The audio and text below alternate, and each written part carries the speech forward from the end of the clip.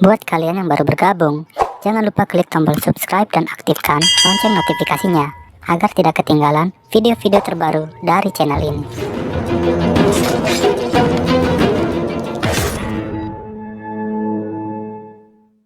Terlihat beberapa orang pria sedang memacu kudanya dengan buru-buru.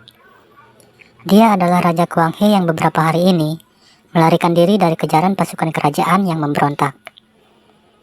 Sementara menunggu bala bantuan, mereka bersembunyi di sebuah rumah kosong. Tapi tiba-tiba, ribuan anak panah ditembakkan ke tempat persembunyiannya dan menewaskan beberapa pengawal yang setia. Taiyul yang selamat dari hujan panah, kemudian dengan gagah berani menghadapi para pemberontak sendirian. Guna menghindari korban yang tidak perlu, komandan pemberontak yang bernama Min Sung Ho kemudian menantang Taiyul untuk buy-one dengannya. Diketahui Taiyul dan Sung Ho dulunya merupakan pengawal pribadi dari Raja Kuang He. Akan tetapi karena bujuk rayu para pejabat, akhirnya Sung Ho meninggalkan Raja Kuang He dan menjadi musuhan dengan Taiyul. Sialnya dalam pertarungan ini mata Taiyul kelilipan, sehingga memberikan Sung Ho kesempatan untuk menyerangnya. Ketika Sung Ho akan menebas Taiyul, dia dihentikan oleh Raja Kuang He yang memilih untuk menyerah. 18 tahun kemudian Taiyul hidup tenang, jauh dari pemukiman bersama anak gadisnya yang bernama Taeok.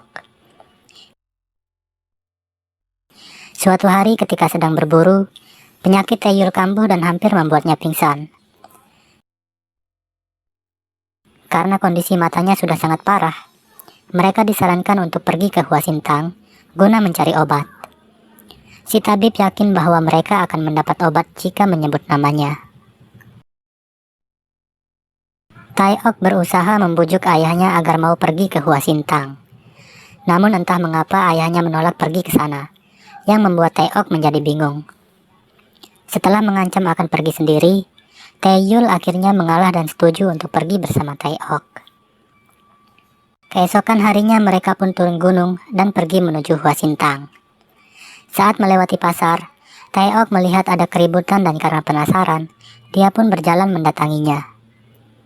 Ternyata keributan itu disebabkan oleh para pedagang budak yang sedang menjual istri dari salah seorang warga setempat. Semenjak pergantian kekuasaan, negara Joseon menjadi semakin lemah yang membuatnya tidak bisa bersaing dengan negara tetangga seperti Qing dan Ming. Para pedagang budak ini berasal dari negeri Qing dan dibekingi salah seorang kerabat kerajaan, sehingga para petugas keamanan tidak bisa berbuat apa-apa.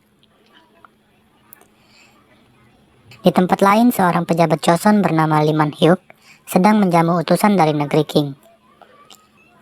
Kemudian salah seorang kerabat kerajaan dari negeri Qing datang dan bergabung. Dia adalah Guru Tai, salah seorang pendekar pedang terbaik dari negeri Qing, dan juga ketua kelompok Huang yang adalah para pedagang budak. Di tengah diskusi mereka, suasana menjadi panas. Guru Tai dengan sengaja menghina kerajaan Joseon yang membuat Min Sung Ho menjadi geram. Untuk meredakan suasana, dia kemudian menantang Sung Ho melawan salah seorang anak buahnya.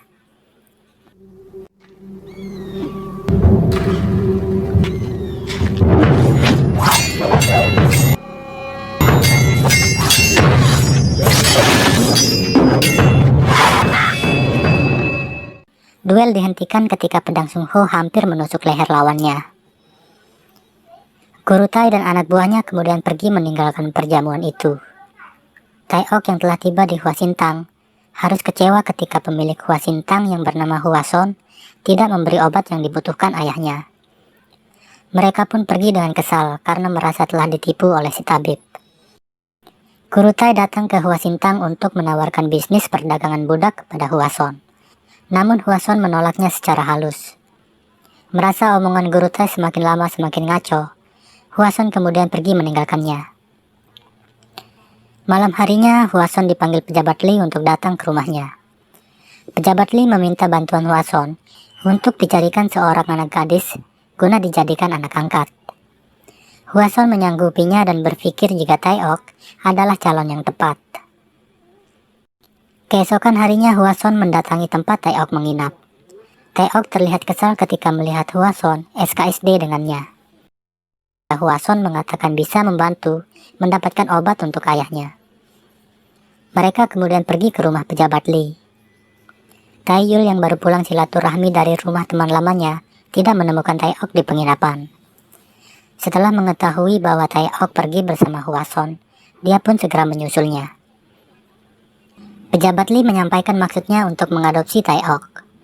Dengan iming-iming akan diberi obat yang dibutuhkan ayahnya, Taeok dengan senang hati menerima tawaran pejabat Lee.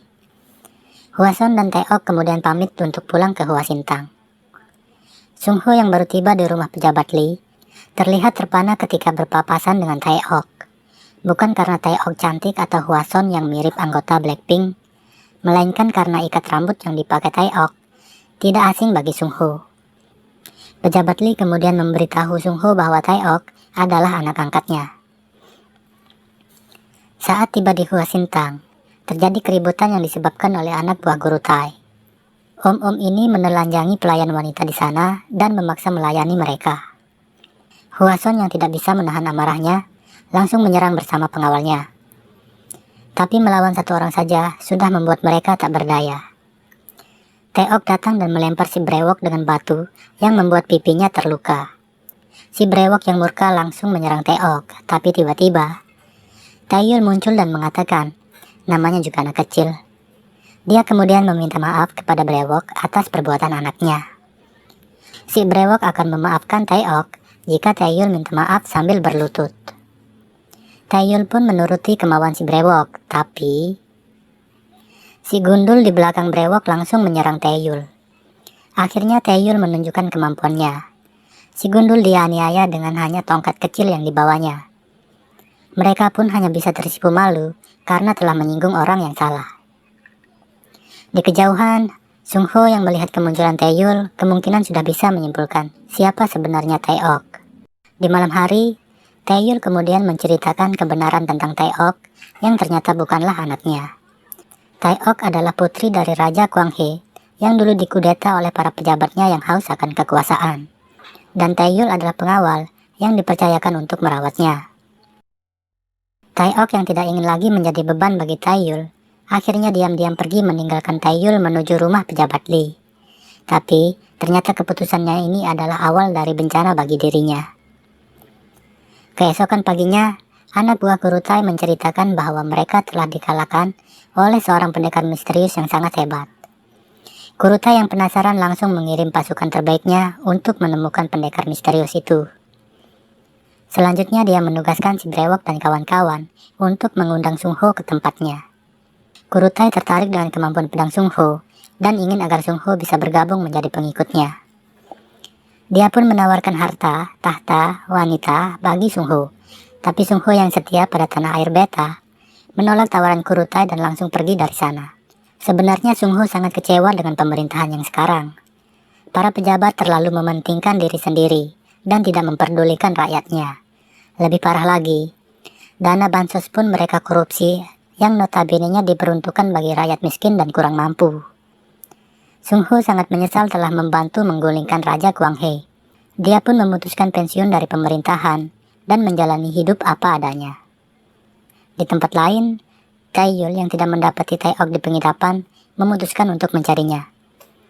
Saat melewati hutan, pasukan yang dikirim Guru Tai menyergap dan menyerangnya.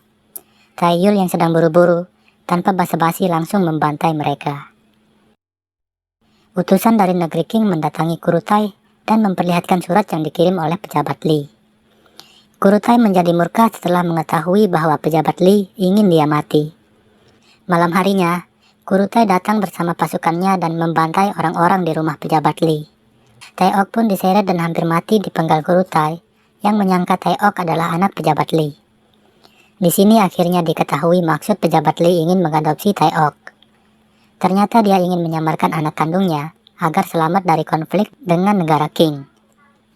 Beruntung si brewok yang mengenali Taeok menghentikan Guru Tai dan mengatakan bahwa Taeok adalah putri pendekar misterius itu. Sungho juga datang dan meminta agar Taeok tidak dibunuh. Sebagai kompensasinya, dia akan bergabung dan menjadi pengikut Guru Tai. Di Hwasintang, si gundul mengamuk dan menyiksa Hwason. Dia ingin menemukan dan membalas Taeyul yang telah mempermalukannya. Tidak lama kemudian Taeyul muncul dan langsung menghabisi si gundul tanpa perlawanan. Taeyul datang untuk mencari Taeok yang kemudian langsung diajak Hwason pergi ke rumah pejabat Lee. Sampai di sana, mereka hanya menemukan barisan mayat yang berjajar rapi seperti ikan teri. Tapi, Taeok tidak ada di sana yang bisa disimpulkan bahwa saat ini Taeok masih hidup. Taeyul kemudian menanyakan tempat berkumpulnya para pendekar pedang, yang dijawab oleh Hwason, kedai arak. Taeyul pun pergi ke sana dan mengobrak-abrik tempat itu. Di sana dia mendapat informasi bahwa Taeok telah dibawa oleh para pedagang budak. Taeyul kemudian melanjutkan pencariannya ke markas para pedagang budak. Tapi, setelah melakukan pembantaian dan melepaskan para budak yang ditahan, dia tetap tidak menemukan Taeok. Beruntung ada salah seorang pedagang budak yang selamat dikarenakan ketika teman-temannya dibantai, dia sedang menunaikan hajatnya di semak-semak. Dia pun akhirnya membawa Taeyul ke lokasi Taeok dikurung, yang ternyata adalah rumah di mana utusan dari negeri King tinggal. Di kediaman utusan dari negeri King, pejabat Lee datang membawa pasukan kerajaan dan memberi ultimatum agar Kurutai segera diserahkan. Jika tidak, pasukan pejabat Lee malah dibantai dalam sekejap. Si brewok yang melihat Taeyul tiba-tiba muncul, langsung melemparkan senjatanya. Si brewok dan rekannya masih tidak bisa mengalahkan Taeyul. Pasukan bersenjata tiba dan membantu si brewok. Lagi-lagi kembali Taeyul harus melakukan pembantaian. Para penembak tidak bisa melumpuhkan Taeyul yang pergerakannya gesit dan irit. Taeyul membunuh pasukan itu satu persatu tanpa kesulitan. Tapi, pasukan pembunuh Kurutai yang terlatih membuat Taeyul bertarung habis-habisan. Beberapa kali dia harus rela terkena sabetan dan tusukan yang tidak bisa dihindarinya. Pada akhirnya Taeyul menghabisi semua orang di sana. Tapi sangat disayangkan, si brewok berhasil melarikan diri. Taeyul yang sudah sangat kelelahan, ditambah dengan penyakit di matanya yang kambuh, akhirnya terjatuh dan pingsan. Si brewok yang selamat melapor kepada Kurutai bahwa semua pasukannya telah dibabat habis oleh Taeyul. Kurutai yang direndam amarah, langsung menghabisi si brewok yang tidak becus. Taeyul terbangun di Hwasintang dan mendapati luka-lukanya telah diobati oleh Hwason. Matanya juga kembali normal dan kini bisa melihat dengan baik.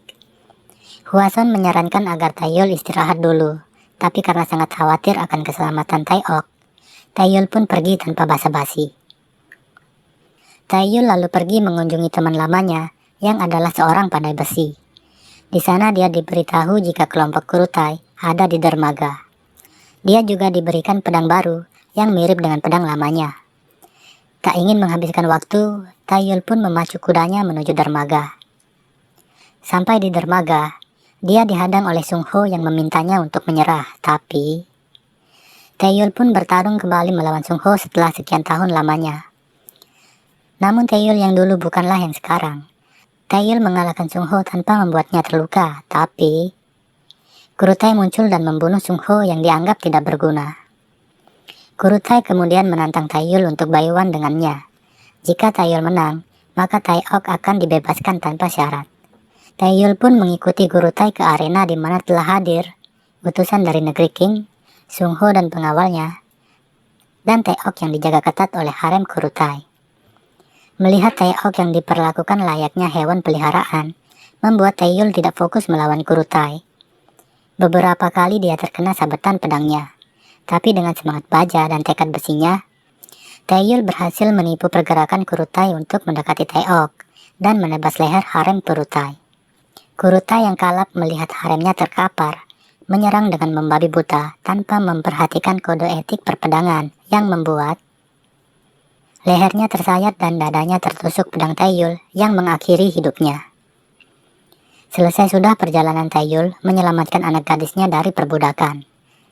Akhirnya mereka kembali lagi ke gunung, di mana mereka menjalani kehidupan dengan damai.